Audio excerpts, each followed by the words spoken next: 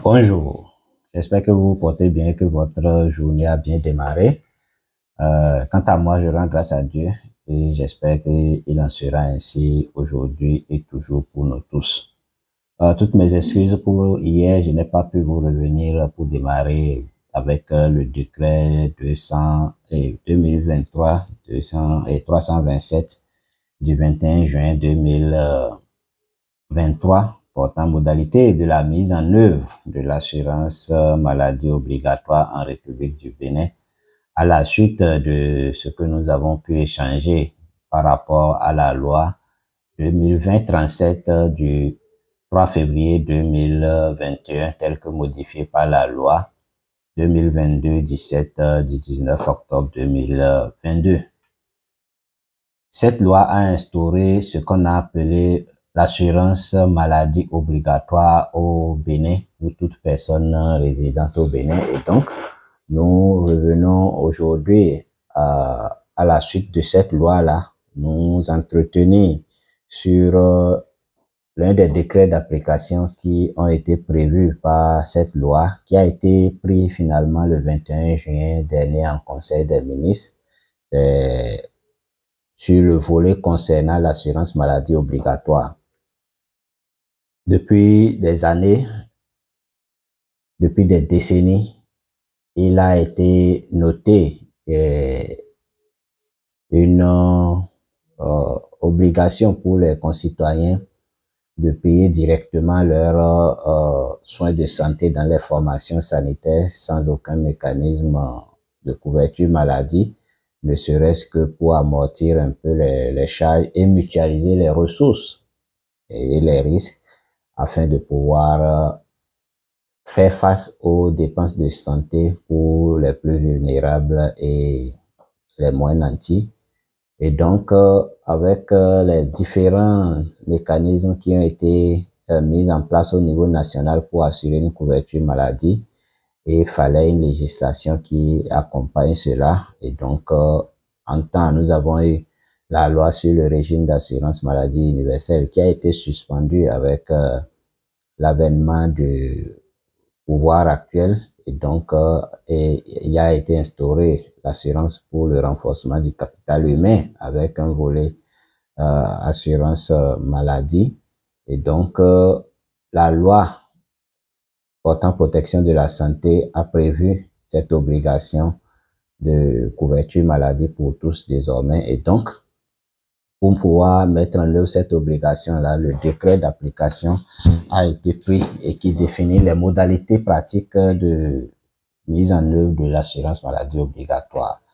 Nous allons nous passer des visas et aller directement aux articles contenus dans ce décret. Dans son chapitre premier, le décret parle de l'objet et du champ d'application du décret. L'article premier stipule que le présent décret définit les modalités de mise en œuvre de l'assurance maladie obligatoire. Dans l'article 2, il est stipulé que l'assurance maladie est souscrite selon le cas, soit auprès de l'Agence nationale de protection sociale ou toute structure publique qui lui succéderait, soit auprès d'une société ou organisme d'assurance agréé au Bénin ou reconnu par les autorités béninoises. Sont dispensés les membres des missions diplomatiques accréditées au Bénin.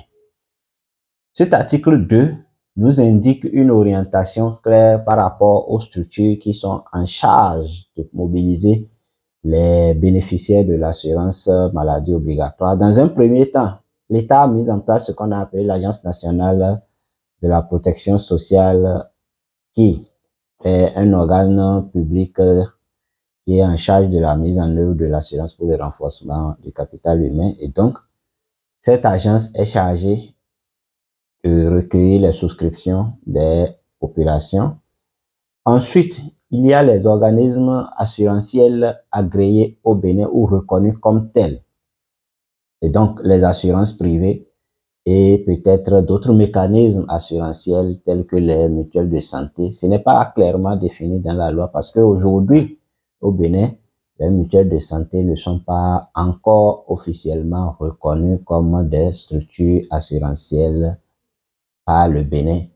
Pour ce faire, il aurait fallu que le gouvernement béninois internalise comment on appelle, le règlement 07-2009-07 de l'UEMOA portant sur la mutualité sociale en créant par décret pris en Conseil des ministres l'organe administratif de la mutualité sociale et en mettant les instruments qui sont prévus par cet instrument communautaire.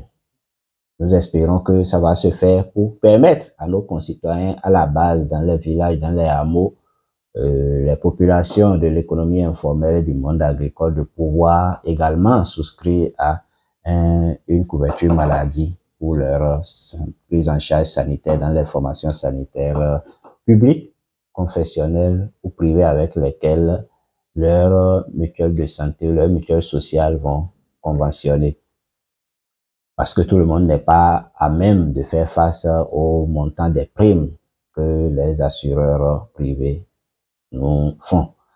L'article 3 stipule que l'État, les établissements publics ou les collectivités territoriales, chacun en ce qui le concerne, prennent en charge partiellement ou totalement, suivant les modalités définies au présent décret, les frais de souscription d'une police d'assurance maladie concernant le paquet de soins de base pour, premièrement, les salariés du secteur public, leurs conjoints et leurs enfants à charge.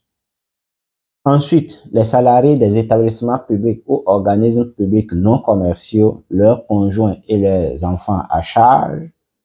Les étudiants béninois résidant au Bénin et bénéficiaires d'une allocation de l'État.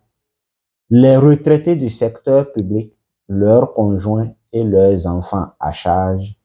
Les retraités du secteur privé à revenus très faibles, leurs conjoints et leurs enfants à charge. Les pauvres extrêmes ou non extrêmes. L'assurance maladie n'est souscrite qu'en l'absence d'une couverture pour les personnes visées au présent article par une assurance couvrant le panier de soins de base. Cet article est intéressant car il définit les personnes pour lesquelles l'État souscrit. Et quand nous faisons le point, il y a des inquiétudes à avoir par rapport à cet article, notamment en ce qui concerne les étudiants. L'État donne des allocations à des personnes qui, pour leur mérite, pour les résultats qu'ils ont pu obtenir lors de leur cursus scolaire et académique, bénéficient d'une bourse ou d'un secours universitaire. L'État dit que parmi les étudiants, ce n'est que cette catégorie qu'il soutient déjà. Ce n'est que pour cette catégorie qu'il paye la prime d'assurance. Mais l'État ne dit pas pour le reste qui va s'en occuper, comment est-ce que ça va se faire. Ensuite, il y a les enfants vulnérables qui sont dans les orphelinats, qui sont délaissés, qui n'ont pas de parents pour pouvoir s'occuper d'eux. Quels sont les mécanismes? L'État est resté mieux. Il y a les personnes en situation de handicap. Est-ce qu'il y a des mécanismes d'assouplissement? Ensuite, il y a les personnes du troisième âge qui n'ont pas travaillé dans le secteur public comme privé pour bénéficier d'une couverture en tant que retraités, mais qui ont besoin d'être pris en charge et qui ne sont pas classés parmi les pauvres extrêmes. Qui s'en occupent? Il y a des réflexions que nous devons mener à ce niveau. Il y a beaucoup de choses que nous devons pouvoir discuter pour pouvoir améliorer ce qui est en cours. L'article 4, rapidement, stipule que les employeurs du secteur privé et les organismes publics commerciaux souscrivent obligatoirement à une police d'assurance couvrant au minimum le paquet de soins de base pour leurs salariés ainsi que pour leurs conjoints et les enfants à charge de ceux-ci. Les retraités du secteur privé souscrivent à une police d'assurance maladie pour eux-mêmes, leurs conjoints et leurs enfants à charge. Il leur est offert la possibilité de se faire prélever leur prime d'assurance sur leur pension au niveau de la Caisse nationale de sécurité sociale. Voilà un peu ce que les 4 premiers articles de ce décret stipulent. Nous allons revenir dans des prochaines vidéos pour les articles suivants. Merci beaucoup, agréable journée.